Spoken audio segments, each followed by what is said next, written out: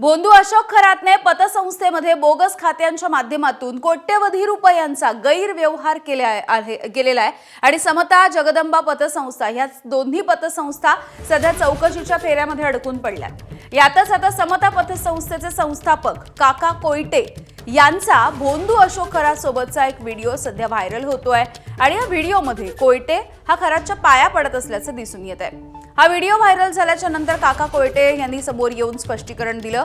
आपण आजपर्यंत अशोक खरात याला भेटलोच नाही असा दावा देखील कोयटेंनी केलाय।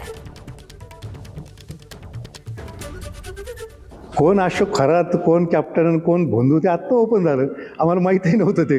नाशिकमध्ये तो कार्यक्रम, तो फोटो पाहिल्यानंतर मी त्याची पडताळणी केली।